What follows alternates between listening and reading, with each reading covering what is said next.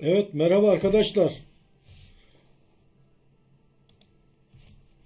Yayınımıza hoş geldiniz. Nasılsınız? Ahmet'in günlük hayatı hoş geldin. Gökay Kandemir hoş geldin. İngilizce çalışmam lazım. Gökay, Allah kolaylık versin. I am here. Ben buradayım. Sen neredesin Gökay? Funda Atak, hoş geldiniz.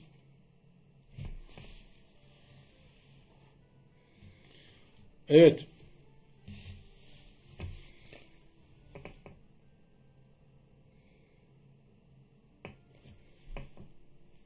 Evet arkadaşlar, bugün Perşembe günü bizim canlılarımızın olduğu gün.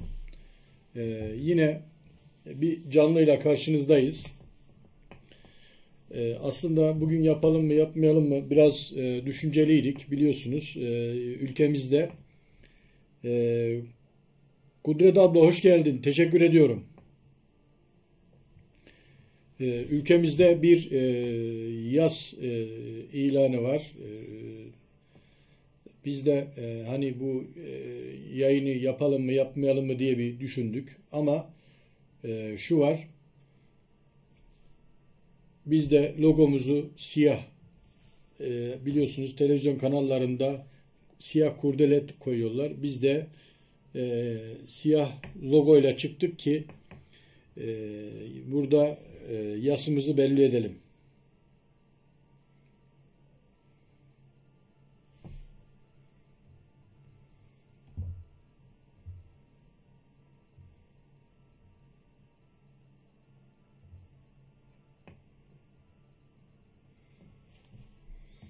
Evet arkadaşlar.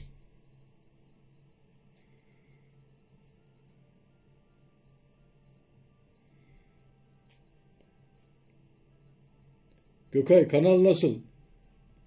Senin ablalar iyi. Anne var, annenle var.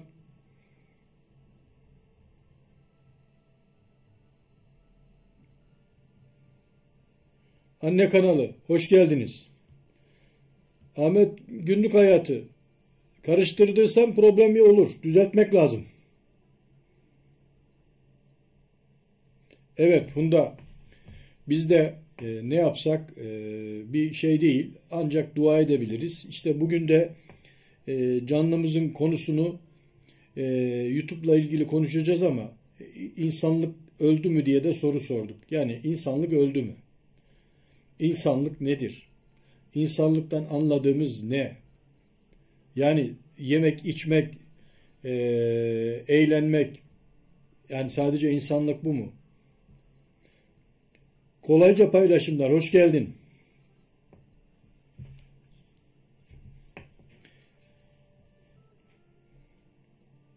Evet, duadan başka bir şey yapamıyoruz. Allah sabır ve güç versin, kuvvet versin garibanlara, zulme uğrayanlara. Şimdi bu akşam, yarın akşam, bir sonraki akşam e, yok kara harekatı yapacaklar, şunu yapacaklar. Yani evet, yani savaşlar insanlar yani insanlık tarihiyle beraber savaşlar olan bir şey ama işte masum çocuklar, kadınlar yani bu alanda hiç ilgisi olmayan insanlar da zarar görünce insanlık öldü mü diye soruyor. Çünkü onlara üzülüyoruz.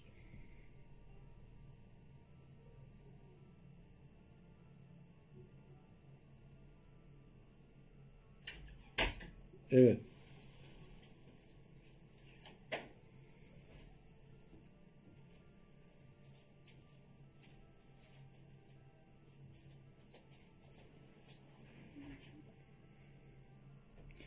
Kudret ablam hocam yas dedin de ben Malatya'ya gittim geldim. 30 ev 35 ev kalmış.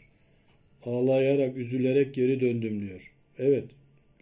Büyük yıkım oldu oralarda da. Deprem oldu olacak. Oluyor da. Evet çok üzgünüz. İnsanlık ölmüş Funda. Evet. Evet. Şimdi işte bugün de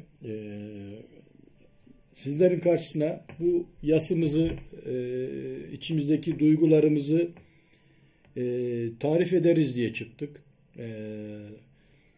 Bir 15-20 dakika veya yarım saat, belki bir saat konuşacağız.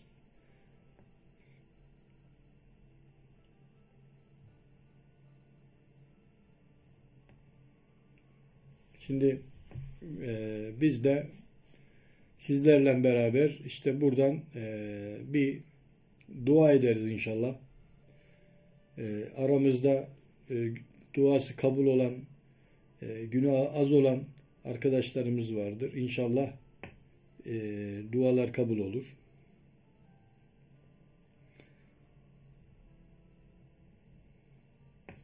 Şimdi kolayca ne yaptın? Döndün mü Kars'a? Bir İstanbul'a mı gidecektin? Bir yolculuk gözüküyordu. Konya'ya mı gidecektin? Ne yapacaktın? Evet.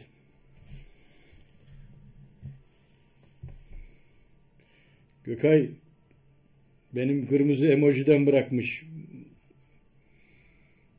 Seviyorum o emojiyi Gökay. Evet. Ahmet'in günlük hayatı. Ahmet, uygun bir zaman bakalım kardeşim. Yani zor bir şey yok. Sadece bazı şeyleri karıştırmışsın anlaşılan. Ceren Küçük, hoş geldiniz. Selam demiş. Evet. Serbest yol yemekleri. Merhaba, hayırlı akşamlar diliyorum. Fransa'dan selam olsun demiş. Destek demiş. Ablam Allah kolaylık versin. Hoş geldin. Allah sağlık versin.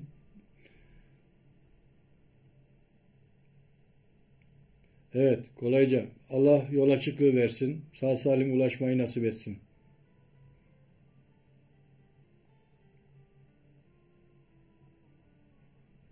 Ahmet, çözeriz inşallah. Çiğdem'in çiftliği, hoş geldiniz. Evet, arkadaşlar tek tek geliyor. Selam veriyorlar. Hepsinden hoş gelmiş, sefa gelmiş. Biz de arkadaşları bekliyoruz bakalım. Tek tek gelsinler. Bakalım ne çıkacak.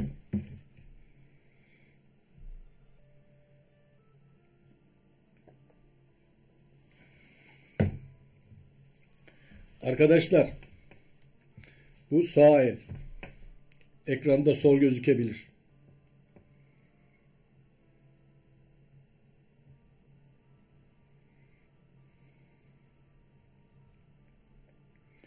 Çiğdem'in çiftliği kanalın iyi gidiyor. Yalnız Amerikan formu dolması gerekiyor. O formu da yarın dolduralım. Ben sistemden o uyarı geldi. Bilgin olsun. Ben bilgi verecektim hanım kıza da bugün biraz işlerim vardı, aramadım. Yarın şey yaparız. Görüşürüz.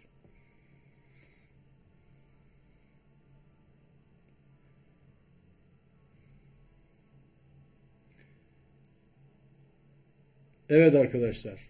Yavaş yavaş böyle bir açılış konuşması oldu.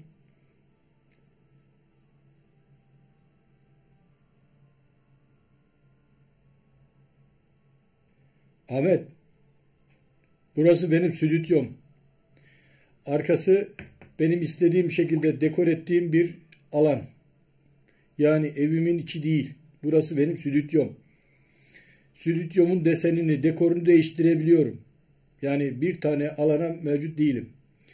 Ve arka plandaki resimleri bizzat kendim seçiyorum. Birkaç tane arka planım var. Çok kullandığım ve hoşuma giden.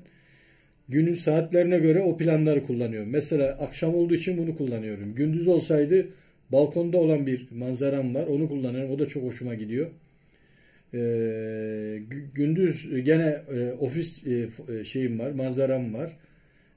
Bazen kitapla ilgili kitap konuları olursa da kitaplık şeyim var, arka planım var.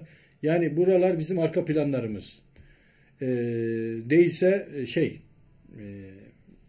evin benim odam bir stüdyo şeklinde. Burada oluyor yani.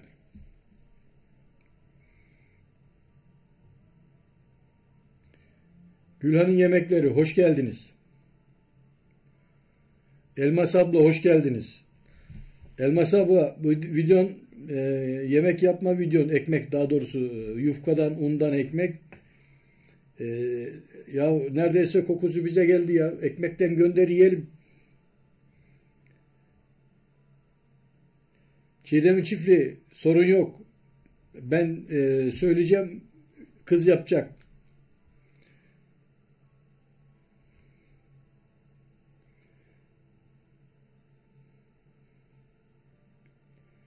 Evet, elleri görüyoruz, elleri.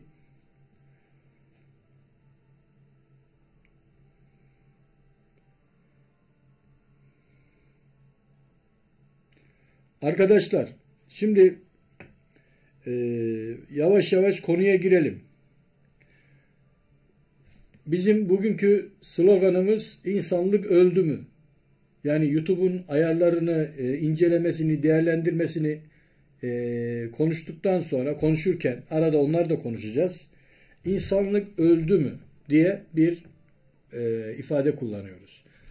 Logomuz siyah. Normalde biliyorsunuz benimki kırmızı beyazdır. Bakın kapımda var. O da beyaz. Soluk koydum oraya.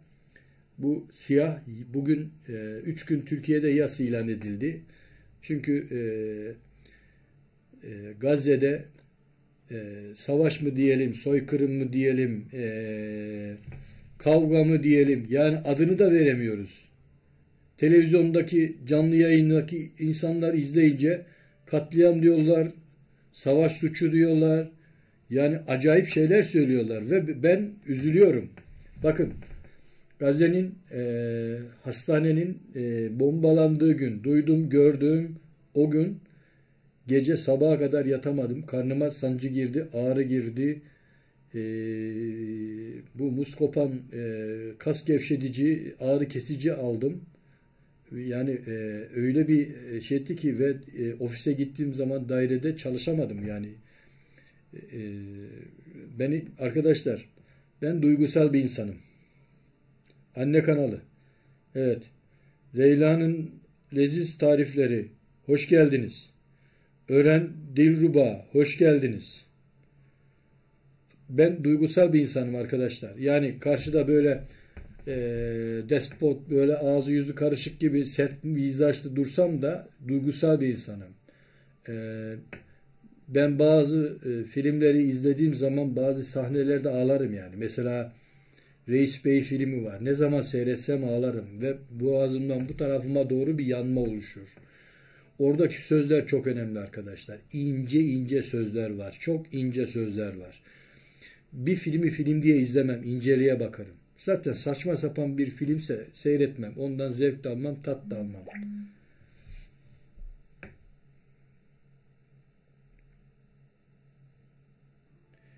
Şimdi dolayısıyla duygusallık ön plana çıktığı için o gün inanın soğukta kalmış, donmuş, her tarafı kaskat olmuş, karın ağrısından yani inanın sızladım.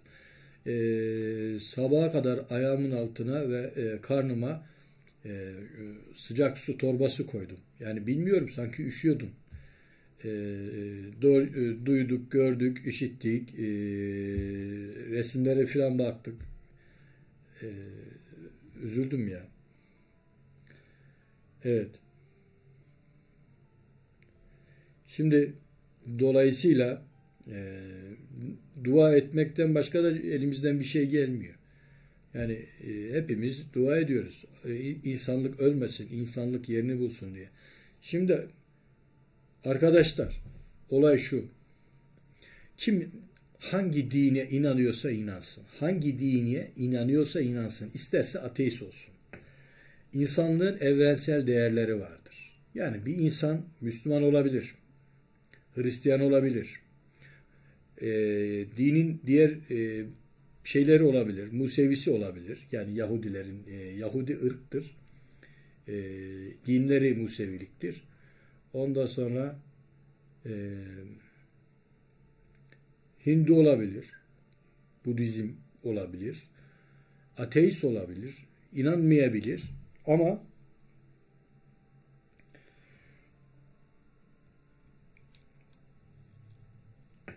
inanmayabilir ama her dinin, her inancın bir insanlık değerleri hemen hemen aynıdır, değişmez. Nedir? Çoluğa çocuğa zulüm. Yani hiçbir insanlık zulümü doğru görmez. Hiçbir insanlık yalanı doğru görmez. Yani değerler vardır, evrensel değerler vardır. Bunları çiğnediğiniz zaman dünyada ne şey kalır, tat kalır, ne yaşam kalır. Evet. Bizim de bir inancımız, bir değerimiz var. Biz de elhamdülillah Müslümanlar olarak İslam dinine inanmışız.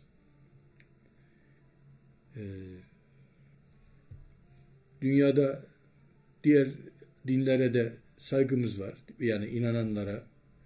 Görüyorsunuz İsveç'te 2'de 1 dengesizler çıkıyor. Kur'an'ı yakmaya çalışıyor. Başka kitabı yakmıyor. Yani niye? Yani Müslümanlarla ne alıp veremediğiniz var. Yani şeytan Müslümanlarla uğraşıyor. Diğer acayip dinler Müslümanlarla uğraşıyor. Bir de Müslümanlar da Müslümanlarla uğraşıyor. O kitabı yakan da İranlı bir Müslüman sözde. Ya biz bu olayı anlamadık arkadaşlar. Müslüman niye uğraşır onu da anlamıyoruz. Hani bizim maksadımız burada din dersi vermek değil. Ama insanlığa da saygı lazım.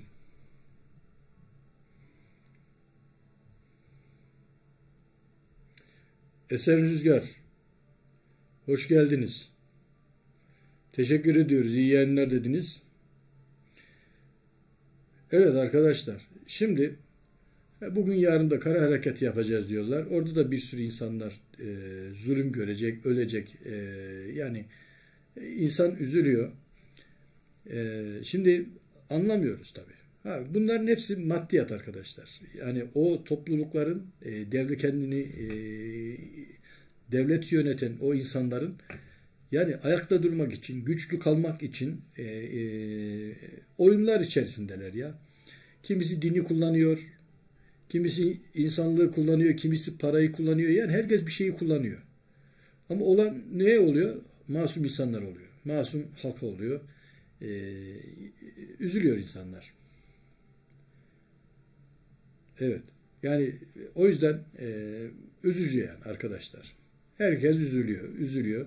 Biliyorsunuz bu yıl 2023'ün Şubat'ında bir deprem oldu.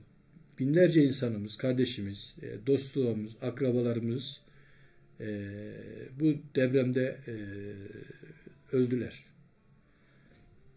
Allah hepsine rahmet eylesin, mekanları cennet olsun.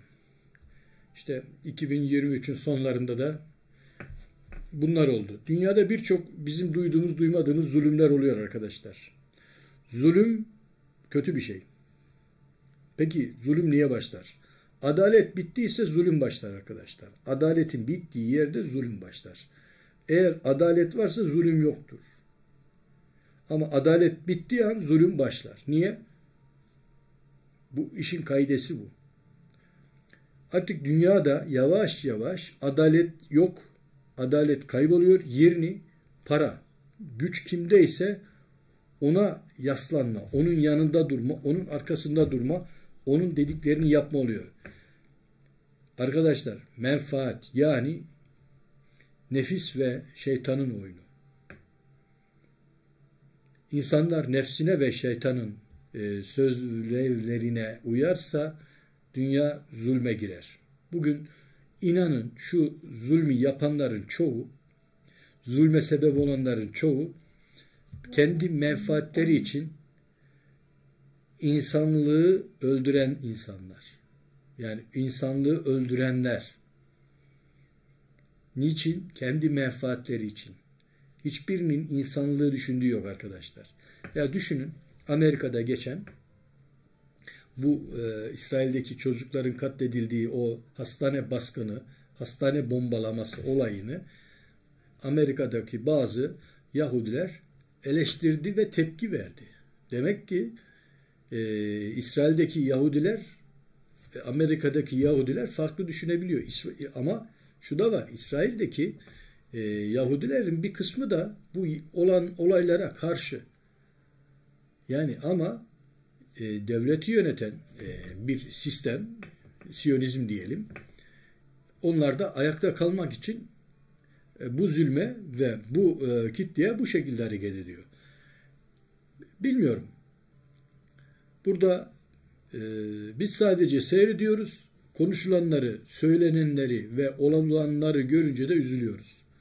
İnşallah her şeyin dost doğru ortaya çıkar.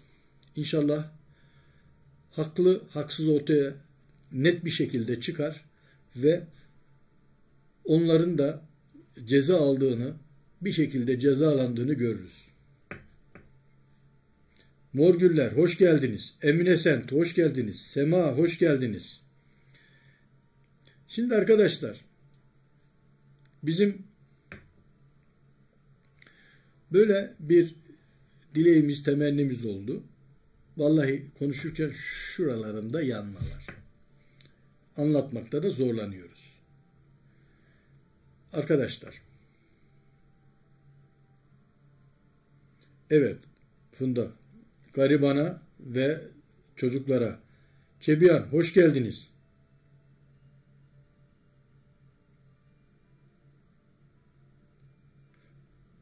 Abi bizim oralı gibi dili kayıyor bizim memlekete.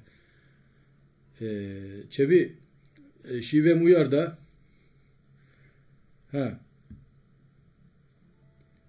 Kudret abla çok teşekkür ederim. Allah razı olsun. Şimdi arkadaşlar, bizim inancımızda Kur'an'da geçer. Sanıyorum Cin suresi de olabilir. Şimdi sureyi karıştırıyorum ama mealen şeytan böyle tam ayağa basmayan Müslümanlarla uğraşıyor. Ama tam iman etmiş, mümin olmuş insanlarla uğraşamıyor. Çünkü onlar onu kovabiliyor. İşte burada sıkıntı şu. Biz nasıl bir insanız? Hangi dine inanırsan inan. Bakın size bir olay anlatayım.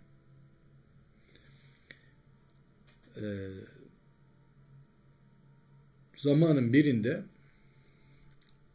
Amerika'ya bir grup gidiyor. Bir grup arkadaş. Bunlar dolaşırken orada yaşlı bir kadının çantasını çalmaya çalışan motosiklette hani şeyler var ya, çalıcılar, onlardan biri çantayı çekiyor, sürüyor kadını, sürünüyor, el ayağı patlıyor. İşte bizim o grup arkadaşlarımız orada kaldırıyorlar, maldırıyorlar, işte yardımcı oluyorlar, neyse. Sonra içinde İngilizce bilen bir abimiz konuşuyor. Bırakın beni diyor. Kadın koşarak da karşıda bir kilise var, oraya gidiyor. Ama ağlayarak gidiyor. Hüngür hüngür ağlıyor. Ve bizim arkadaşların merakını alıyor. Acaba bir şey mi oldu diye. Yanına gidiyorlar. Onlar da kiliseye varıyorlar. Bakıyorlar. Kadın orada hem dua ediyor hem ağlıyor. Hem dua ediyor hem ağlıyor. Arkadaşlar bunu görüyor tabii. Soruyorlar. Çıkışta yakalıyorlar. Diyorlar ki siz dua ettiniz, ağladınız, sürekli ağladınız. Yani niçin yani bu kadar etkilendiniz? Yani ne oldu? Sizi bu kadar etkileyen ne? Kadın Hristiyan. Ama verdiği cevap şu. Ben dua ettim ya Rabbime. Yani Allah'a, Tanrı'ya. Beni öyle bir hırsız kul yapmayıp kendi halinde bir insan yaptığın için ve kimseye zarar veren bir insan yapmadığın için şükürler olsun. Ben öyle bir hırsız insan olup da insanlara zarar verebilirdim. Beni o şekilde de yönlendirebilirdin, yaratabilirdin gibi kelimeler konuşuyor. Yani bu şu demektir. İşte inanç var ya, inanç. İnsanlık var ya. Bunlar önemli şeyler arkadaşlar. Osmaniyeli Yasemin, hoş geldiniz. SN Müzik, hoş geldiniz. Şimdi bu anlattığım olay gerçek bir, yaşanmış bir hikaye arkadaşlar. Belki daha önce anlattım, bilmiyorum. Ama beni çok etkilemiştir zamanında. O yüzden arkadaşlar, insanlara zarar veren insan olmayalım. Kendi menfaatimiz için insanlara zarar veren insan kesinlikle olmayalım. O tür insanlara da fazla yakın durmayalım. Çünkü onların o kötülüğünü düzeltmezsek bize de bulaşır. Bize de vebal kalır. Yani yanımızda bir arkadaşımız var, sürekli yalan söylüyor. Ama yalanıyla da birçok insan zulüm görüyor, bir sürü insan zarar görüyorsa o arkadaş da bize doğru bir arkadaş değil. Çünkü yalanıyla beraber birçok insan etkileniyor. Hani etkilenmese diyeceğiz ki ya bu arayı bulmak için küçük yalan, beyaz yalan işte, ama öyle değil işte arkadaşlar. İnsanlar zarar görüyorsa ve kendi menfaati için de yapıyorsa bunu hele hele daha kötü.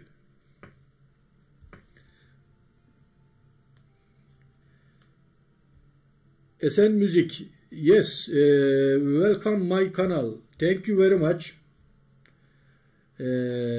You from Indonesia. Thanks. Me too. Came to your canal.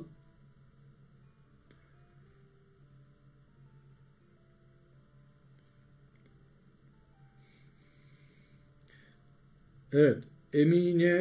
Emin Baba, havadan sudan. Hoş geldiniz Emin Baba.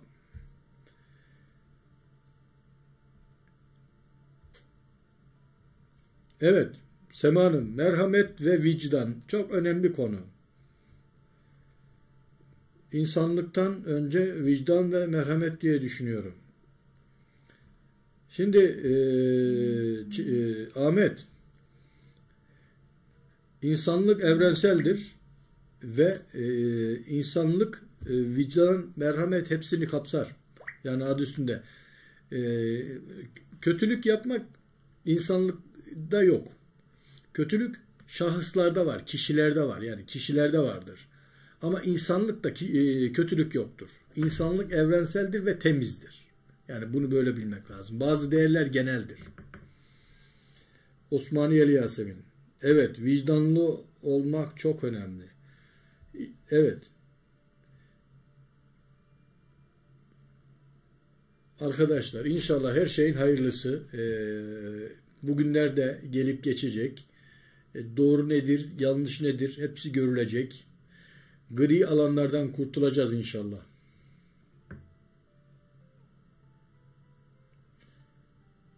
Şebihan, başkasının kanalı olunca ne rahat yazabiliyoruz rütüye takılmadan. Sorun yok. Elmas ablam, hocam benim sürekli param düşüyor. Sebep ne olabilir? Aha, YouTube'a geldik. Elmas ablam, şimdi bu daha önceki izlemeler gibi 28 gün olay var ya. Mesela diyelim ki bugün birinci gün 10 lira kazandın. İkinci gün 10 lira kazandın. Üçüncü gün 10 lira kazandın. Böyle 28 günde 10 lira kazandın. Ne yapar? 28 tane 10, 280. 29. güne geldin. 29. gün 5 lira kazandın. 29. gün. Şimdi YouTube 28 gün bilgi veriyor. Rapor ediyor. 28 gün. 29 senin birinci gün oluyor. Bu tarafa döndüğün zaman geriye dönüp de ikinci gün oluyor. Öbür ayın ikisi senin birinci günün oluyor. Orası 10. 28'in olduğu yerde de 7 lira kazandın. 280. 3 lira çıkınca ne oluyor? 272 lira, 273 lira 28 günde kazancın diyor. Sen diyorsun ki ya 280'di niye düştü? Çünkü böyle şeyler var. seviyeleri var. 28 gün 28 gün gidiyor. Mesela bugünün yarın olduğu gün, yarın olunca yeni 28 günün içi oluyor. Bir sonraki gün gidiyor. O öbür tarafta kalıyor. Anlatabildim mi bilmiyorum da. 28 gün 28 gün say. 30 gün ay olarak sayma. Paranın hesaplanması ay ama YouTube'da raporlama 28 günde bir. 28 günde bir. Her günde rapor verdiği için bir önceki 28 gün, bir önceki 28 gün. Dolayısıyla bugünün 28'i bir öncekine göre bir gün geride kalıyor. Yarın 28 deyince bir gününkü geri gidiyor. Öbür gün 28 deyince 3'üne dönüyor. Öbür gün 28 deyince 4'üne dönüyor. Yani böyle parça parça gidiyor.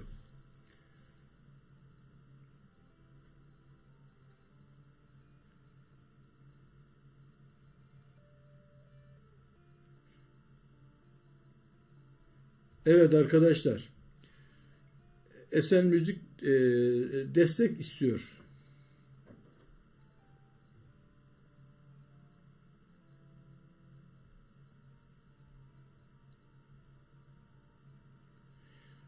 Evet. Osmaniyeli Yasemin şahsi fikrini söyledi. Birçok insan da bu şahsi fikri benimseyebilir. Ne dedi? Herkes insanım der ama ben katılmıyorum bu söze. İnsan, insanlığın gerektirdiği vecibeleri yerine getirene insan denir. Benim şahsi fikrim. Evet. Bizim ülkemizde, dünyada her yerde var bu. Yani herkes insansa insanlığını yapması lazım. Hiç öyle insanlar sözde ama gönülde boş. Evet. Kolayca hocam duadan başka elimizden bir şey gelmiyor diyor. Allah sabır ve güç kuvvet versin. Şimdi arkadaşlar bakın. YouTube'daki arkadaşlar ben şunu gördüm. Şimdi bu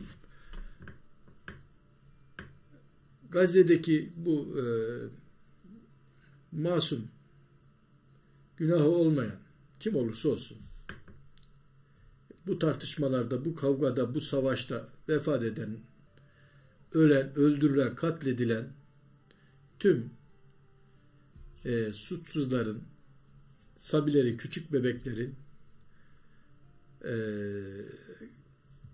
cennete gitmesi. Duamız bu. Ve ailelerine, tanıdıklarına, akrabalarına sabır diliyoruz. Bu zulmü yapan, zulme ortak olan, destekleyen, fikir veren, menfaati için bunu alevlendiren, gazlayan herkese de lanet okuyoruz. Kınıyoruz. Allah cezalarını versin diyoruz. Ancak duamız böyle arkadaşlar. Üzülüyoruz yani. Neyse. Şimdi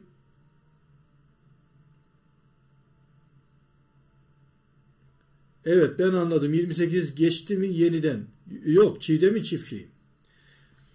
Mesela bak bugün 28. gün. Yarına geçecek, yarın 28. gün olacak. Öbür yarın 28 gün. Ama bu sefer 28'in bir önceki başladığı günden parça parça gidecek. Yani şimdi şöyle düşün. 28 tane çıbık var. Veya 30 tane çıbık var. 30. 1, 2, 3, 4, 28'e kadar geldi değil mi? Öbür tarafta 2 var. Komple 28, 29'un üzerine geliyor. 29, 28 oluyor. Buradaki 1 öbür tarafta kalıyor. 2, 1 oluyor. Yani parayı öyle dilim dilim düşünün. Bugünün 28'i, yarının 29'u, bugünün yarının 28'i. Bir sonraki gün gene 28'i. Mesela bugün 28. Yarın 28 olunca bugün 27. gün oluyor. Bir sonraki gün 28 oluyor. Bugün 26. gün oluyor. Yani düşüp gidiyor. Böyle gidiyor. 28. gün olunca burası 1. gün oluyor. Öbürü tekrar bir gün sonra oranın 28 oluyor. Burası 1.'ydi ya, 0'a düşüyor. Yani 28'den çıkıyor. Yani böyle bir şey. Merdiven basamağı düşünün ya. Her adım atıyorsunuz 28. Her adım 28 gün. Alttan toplamış gelmiş. Yeni basamağa geçtiğinizde arkayı saymıyor. Öyle düşünün. Yani biraz değişik ama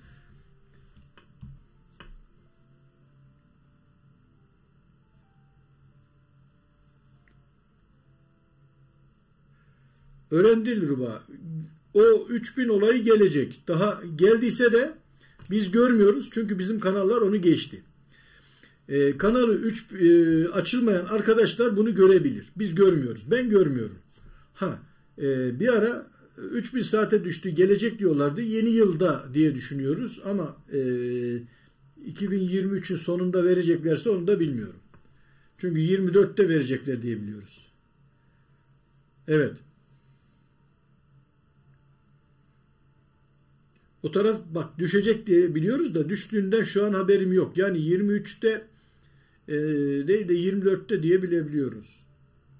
Yani bizim duyduğumuz öyleydi. Ama şu an dedim kanalınız sizin açılmadı. Girin bakın 4000 saat mi 3000 saat mi yazıyor. Ne toplamanız lazımsa oradan anlayabilirsiniz.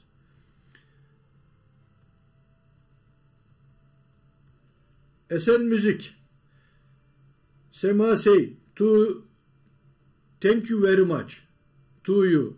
Understand me?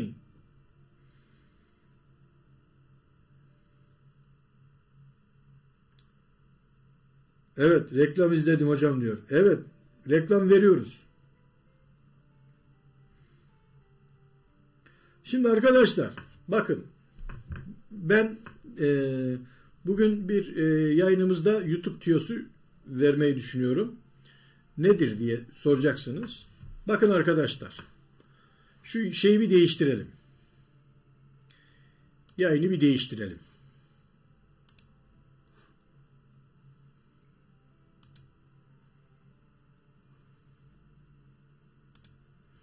Şimdi arkadaşlar bu benim kanalım. Bizim eğitici kanalı. Görüyorsunuz.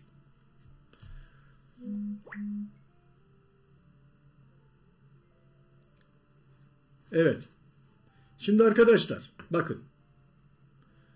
Şunlar benim son koyduğum videolar. Maviler.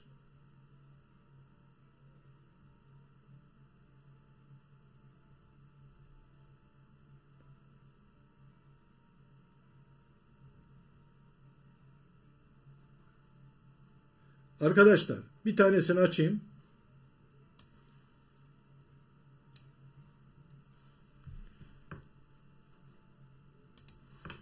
Şimdi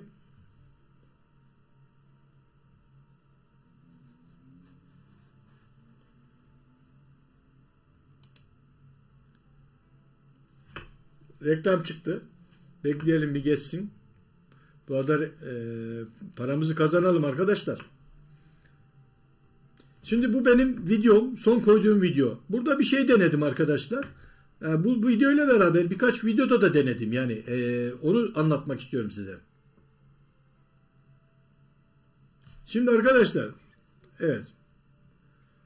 Reklamı atlayalım.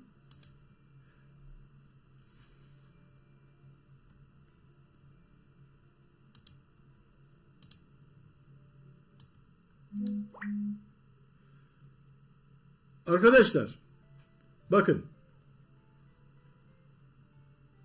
burada şu bakın kaydırma çubuğunu gidiyorum, yazılar yazıyor orada, görüyor musunuz? Evet. Bakın kaydırma çubuğunu taşıdıkça yazılar yazıyor. Şöyle basalım. Bakın şurada saatler var, dakikalar var ve anlattığım konuların bazı bölüm başlıkları var. Şurada da bölümler var. Kaç bölüm yapmışım? 1, 2, 3, 4, 5, 6, 7, 8, 9, 10, 11, 12, 13, 14 tane bölüm var. Saydım buradan Şunlar bölümler arkadaşlar. Şimdi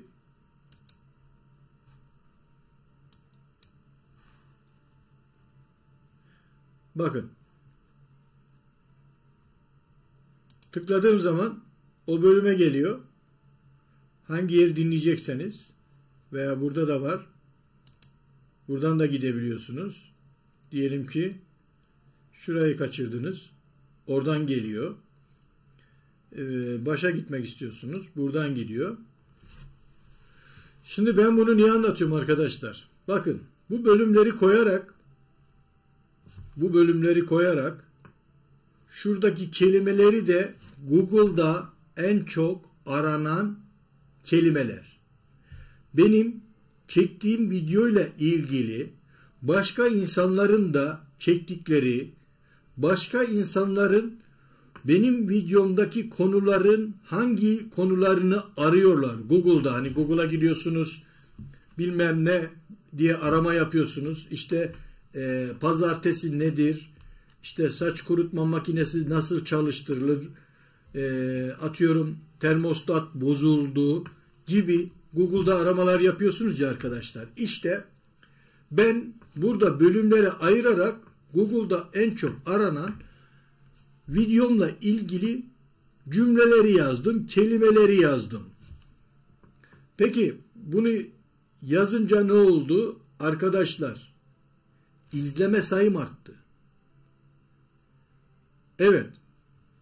Bunu yapınca izleme sayım arttı.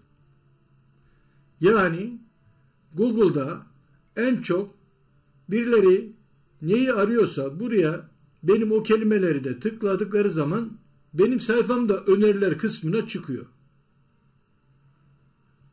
Bunu size niye söyledim? Arkadaşlar videolarınızda 8 dakika, 10 dakika, 15 dakika önemli değil. Mesela aynı benim yaptığım gibi sadece geliyorsunuz açıklama kısmına 0.2.00 bunu yazacaksınız. Önce 00 yazacaksınız. 0.02.00 sonra giriş diyorsunuz. Bunu dedikten sonra 0.02. Atıyorum 0.10 tavada yağın kızartılması, sıçramadan kızartılması anlatıldı, tarif edildi. Bakın birisi tavada yağ sıçramadan kızartma diye ararsa sizi bulacak. Sonra 0.2.30 ne diyelim, ocağın ateşini siz kıstınız değil mi? İşte ne diyorsunuz ona? Ankastre ocağın düğmesini biraz kapattım. Yani birisi ankastreyi ararsa, ocağın düğmesini ararsa o sizin yaptığınız bölümü de ki yazdığınız kelimeyi de sizi şeyden bulacak. Bunları söylemiyorsunuz ama oradaki yaptığınız işi bölümlere ayırarak insanlara videonuza ulaşması için bu kelimeleri koyuyorsunuz. O etiket gibi olan şeyler bunlar. Evet, Umut Dünyası. Hoş geldiniz. Şimdi arkadaşlar, bugünkü tüyomuz bu. Bu haftaki tüyomuz bu. İnanın izlemeler artıyor. Aramalar. Çünkü burada bakın 15-16 tane var ya. Bunu arayan bir sürü insan var. Ben Google'dan çıkarttım.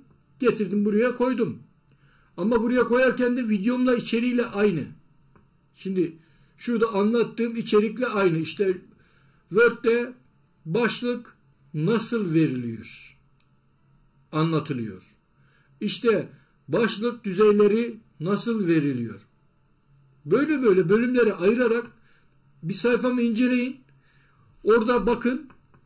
Siz de videolarınıza bölüm koyabilirsiniz. İşte YT Stüdyo'ya giriyorsunuz. Kanalı videoyu düzenleme kısmına giriyorsunuz. Açıklama kısmına 0.02.00'dan başlamak suretiyle Böyle işte 02.00 giriş, enter, bir alt satıra geçiyorsun. 01.10 tezgahın yağının çıkartılması. Yani böyle insanların en çok Google'da aradıkları kelimeleri de Google'a girip o arama motoruna sizin videonuzdaki kullandığınız çalışmaya ilişkin bilgileri yazarak, mesela diyelim ki şuraya gelseniz, ne diyelim? Bakın şunu anlatıyorum. Word sayfa numaralandırması. Bak bir anda geldi. Oradaki Word'de sayfa numaralama en çok aranan, en başa geldi ya. Eğer benim videomda sayfa numarası nasıl veriliyor, bununla ilgili bir konum varsa, ifadem varsa, işte sayfa numarası verdim, verildi diye oraya not yazmam lazım. İşte onu yazmamız lazım. Buraya arayarak veya Google'a gidip Google'da arama yaparak o otomatik metin getiriyor ya, oradaki kelimeleri videonuzdaki bu bölümler kısmına koyacaksınız.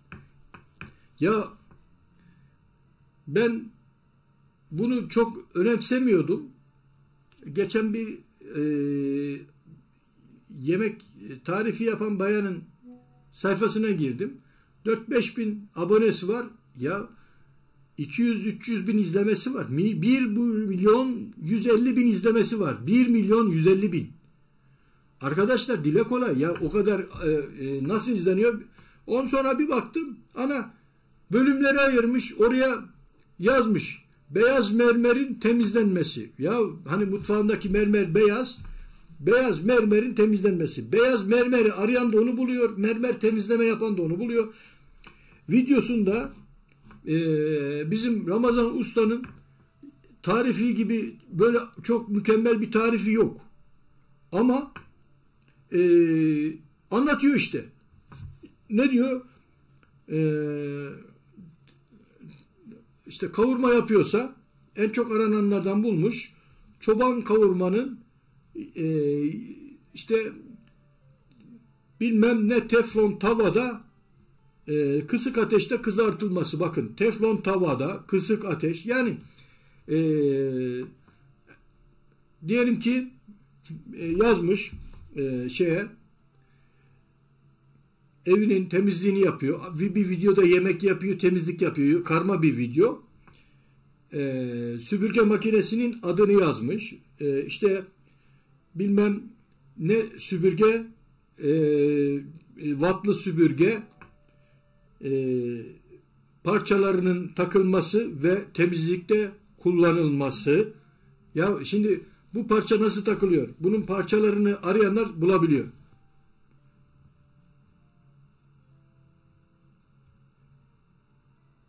Evet. Bugünkü tüyom buydu arkadaşlar. Bunu yapın. Videolarınıza bölümleri oluşturun. Benim videomdaki şeyi gördünüz. O bölümleri gördünüz. Siz de videolarınızı düzenle kısmına gelip açıklama kısmından videonuzu oynatın. Nerede bölüm oluşturabileceğinizi düşünün. Ve en çok aranan kelimelerden bölümlerin kelimelerini yazarak oluşturun. İnanın faydası var. Benim gördüğüm bu. Şimdi tekrar stüdyomuza dönelim. Evet arkadaşlar, yani burada size bunu anlatmak istedim. Bugünkü püf noktamız bu. Eğer zorlanacak olursanız Instagram'dan ulaşın, oradan da izah ederiz. Ama burada bugünkü püf noktası buydu. Arkadaşlar, bugünkü sohbetimiz yasımızdan dolayı biraz dua etmek, onları yad etmekti. 2, bu videolara bölüm vererek izleme sayımızı artırma yöntemiydi. Bunu da izah ettik. Güzel de sohbet oldu. Hepiniz çok güzel katılım sağladınız. Hızlı kolay. Hoş geldiniz efendim. Arkadaşlar, gelip de görmediğim varsa özür dilerim. Bazen kaçıyor, bazı şeyler anlatıyoruz. Benim yayını kamera, cep telefonu, bilgisayar ve monitör. Üçünü birden kontrol ediyorum. Dolayısıyla bazı şeyleri kaçırıyorum. İnşallah benim küçük kız biraz yetişsin. Onu yayın yönetmeni yapacağım. Bazı şeyleri ben uğraşmayacağım. Onun eline vereceğim. O kendisi sunacak. İşte sayfaya geçecek mesela. Benim şu yaptığım sayfaya geçişi, incelemeyi o yapacak. Onu anlatacağım. Onu da o şekilde yetiştireceğim inşallah. Meryem'in sofrası. Hoş geldiniz. Bu arada birçok arkadaşımız kayıp. Yani göremediğimiz arkadaşlar var. Gözümüzün aradığı, gönlümüzün aradığı. Allah kolaylık versin. Yeni arkadaşlarımız var. Onlara da Allah kolaylık versin. YouTube kimisi açıyor, geliyor, kimisi kapatıp gidiyor. Arkadaşlar, gerçekten emek lazım. Ve ben dedim ya, bölümleri ayırmak lazım. Bölümleri ayırmadan izleme az. Bölümleri ayırınca izlemeler arttı. Bunun yanı sıra gerçekten insanların da faydasına dokunacak güzel bilgiler paylaşınca o emeğin de boşa gitmeyeceğini düşünüyorum. Bazı videolar var incelediğim, çok izleyen kitle var ama özellik bakımından herkesin fikrine ve düşüncesine saygı duyarım.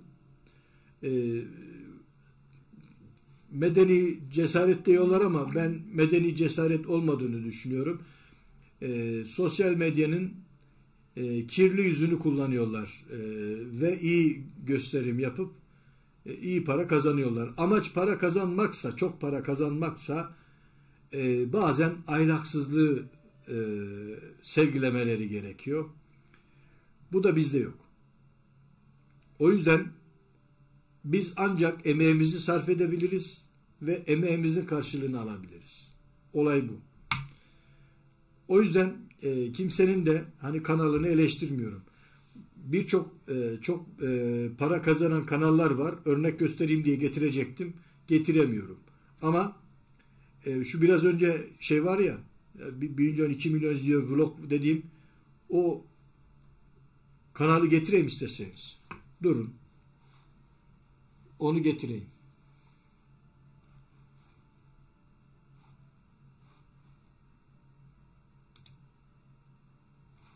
Onu getireyim arkadaşlar. Bir saniye.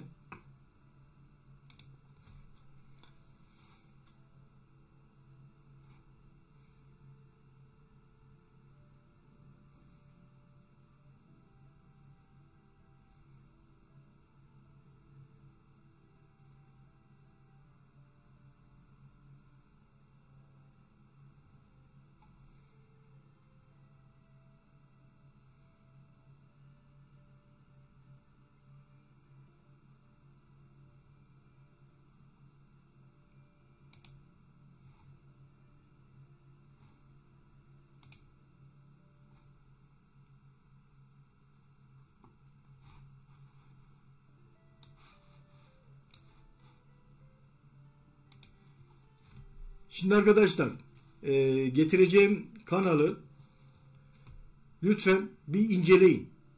Yani ben tanımıyorum. Abone olmamışım. Bakın arkadaşlar. Şu kanal.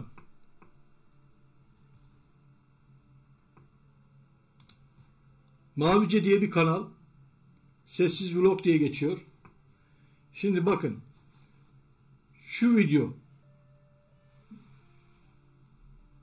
3 milyon 200 bin.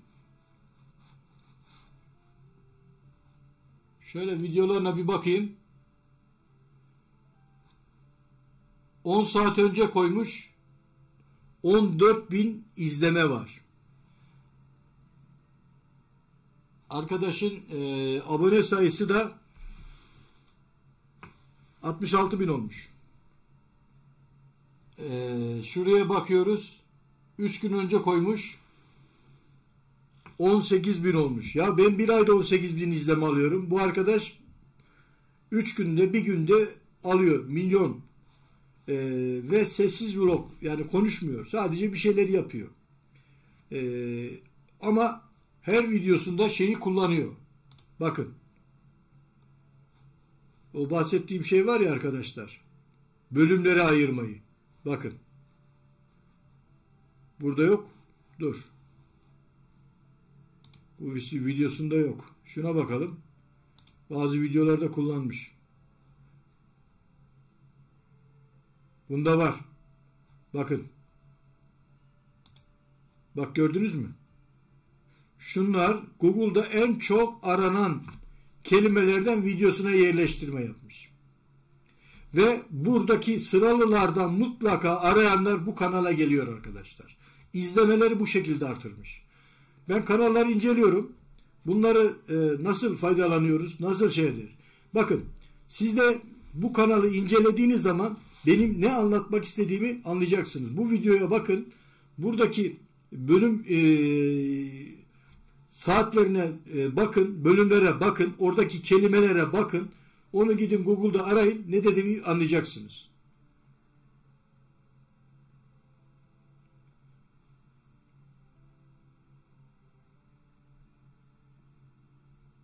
Evet. Ya bunlar gerçekten. Hanımeli Lezzet Durağı, hoş geldiniz. Bağkur işlemini halledemedim. Allah kolaylık versin.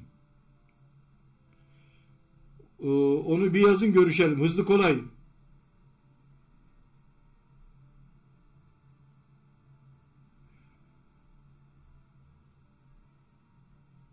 Altyazıdan ziyade altyazılar buradan geliyor. Hızlı kolay. Şunlar altyazıya, bunlar düşüyor. Bölüm başlığı diye geçiyor. Bak şimdi. Ben şöyle söyleyeyim bak. Şu bak, küçük yazı, karelerin altındaki yazılar var ya. Bakın. Bunlar o bölümden geliyor. Bakın. Şunlar işte. Bunlar. İnsanlar, yani bu sayfayı incelerseniz ne dediğimi anlayacaksınız. Ben baktım yemek tarifine, Ramazan Usta'nın yemek tarifine baktım, bunun yemek tarifine baktım, böyle milyonları göğüsleyenlerin yemek tariflerine baktım, şuna baktım, buna baktım. Yani şu çok önemli bir husus ve bunu kendi videomda denedim, atıyorum 200 izlemem oldu, 1000 izleme. Yani bak, 200 iken 1000 oldu. Ben sadece burada bir değişiklik yaptım. Bilmiyorum anlatabildim mi? Yani 200'den 1000'e çıkıyorsam ve değişiklik olarak böyle bölüm oluşturuyorsam bu büyük başarı. Demek ki YouTube'da dedik ya, emek sarf edeceksiniz. Yani videoyu attım, koydum, oraya bir başlık yazdım, ne olmuyor? Açıklama kısmına da buna benzer çalışmalar yapacaksınız arkadaşlar. Bakın, açıklama kısmında 2 tane sayı yazmış. Altyazı dediğiniz şu altyazılar, bu hanım arkadaş ne kendini gösteriyor ne de konuşuyor. Sadece ve sadece metin görürsünüz bunun şeyinde. Bakın.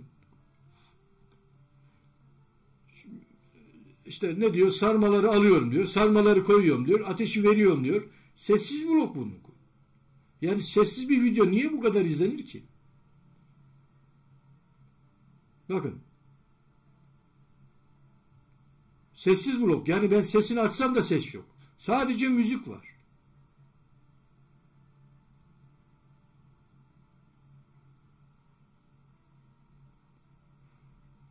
Yabancı dilde yazılı olabilir. Çünkü sessiz vlogda yabancılar izleyebiliyor. Sessiz vlog yabancı müzik koyuyor. Bakın sadece bakın buraya bu ifadeyi koyuyor. Ses vermiyor. Ses vermediği için YouTube ses algılamıyor. Ses algılamadığı için Yabancılar da seyredebiliyor.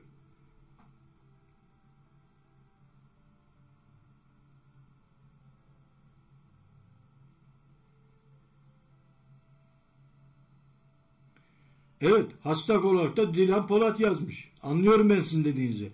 Yani şunu, en çok aranan kelime Dilan Polat yazabilir yani. Neticede burada şunu anlatmaya çalışıyoruz. Kanalını izleyin, bir bakın, değerlendirin diyorum. Siz de kanalınızda bir şeyler yapabilirsiniz.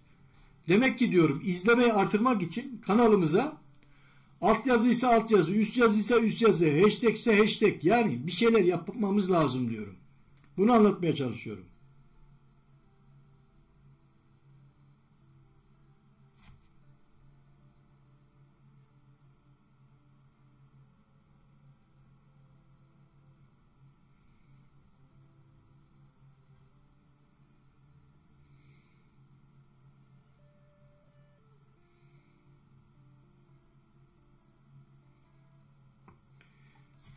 Evet.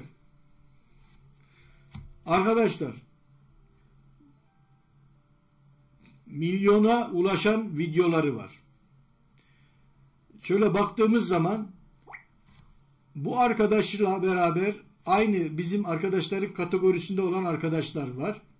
Hem abone sayısı artmış hem de milyon izleniyor. Yani abone sayısı bir şekilde yükseltilebiliyor ama izleme sayısı burada yüksek. O izleme sayısı çok önemli. Ulaşmış. Arkadaş videoda istediği noktaya gidiyor. Bu benim ben bunun gibi 15 tane kanal inceledim. Aynı özellikle bir anda parlayan. Bu gene 66 bin abonesi var. Bir de 2000 abonesi olup da milyon izlenen videolar olanlar var. Böyle arkadaşlar. Evet. Şimdi tekrar odamıza dönelim. Evet arkadaşlar. Hasan Gönül.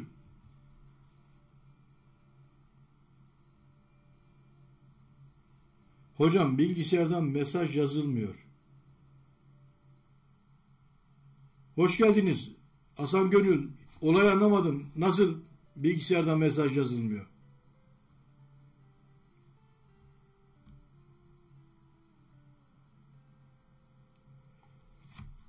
Elmas abla mavice. Benim yayını tekrar izlersen görürsün. Mavice. 1200 abone var, izleyen yok. Evet Hasan Gönül. Durum öyle hocam. Şimdi arkadaşlar ben bugün sizlere yastan dolayı bir canlı yapmayı düşünmüyordum ama canlımız olsun, bir dua edelim dedik. Duamızı edelim. Zulme uğrayan mazlumlar için, ölenler için, öldürülenler için, katledilenler için, o küçük bebeklere, masum insanlara duamızı edelim arkadaşlar. Bir de kanalımızı genişletmek için bazı püf noktaları vermek istedim. Her şeyi birden vermeyelim. Bugün bölümlere ayırmayı size tavsiyede bulunuyorum. Bölümlere ayırma. Yani o süreler var ya, ona bölümlere ayırma deniyor. Chap test mi diyorlar, chap karakter mi diyorlar. Yani YouTube'da öyle bir şey geçiyor o. Şimdi unuttum. Ama bölümleri ayırma yani. Bölümleri ayırma olarak tavsiyede bulunuyorum.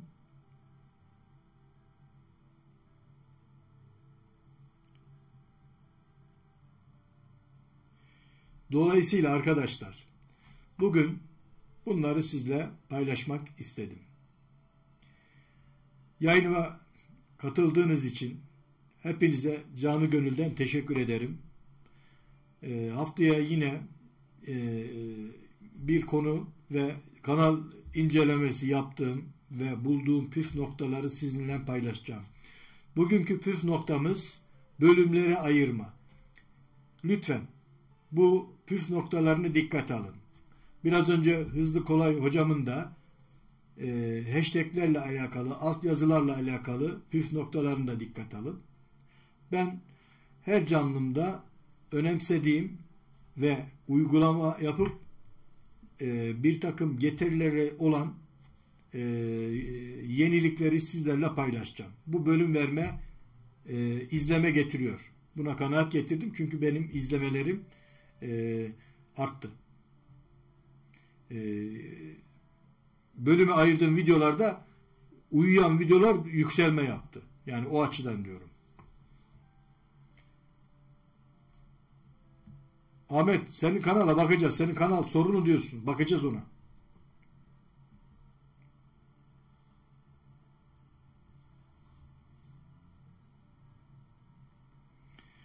Evet, haftaya da abone arkadaşlarımızdan, yani canlıya katılan arkadaşlarımızdan birkaçının kanalını inceler, onlar hakkında da görüşlerimizi bildiririz. Kedilerin abisi, hoş geldiniz. Evet, kedilerin abisi.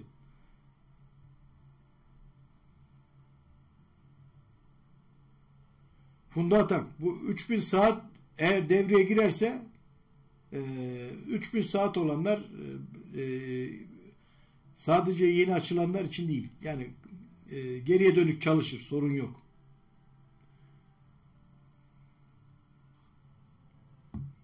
Evet. Arkadaşlar, tekrar katıldığınız için hepinize çok teşekkür ediyorum. Hakkınızı helal edin. Bizi evlerinize konuk ettiniz, misafir ettiniz. Bu arada benim gene hafta içinde böyle bilgisayar kullanımıyla ilgili veyahut da diğer konularla ilgili videolarım ve short videolarım, günün sözü short videolarım gene gelecek. Hepinize hayırlı günler diliyorum. Allah hepinize sağlık, sıhhat, huzur versin.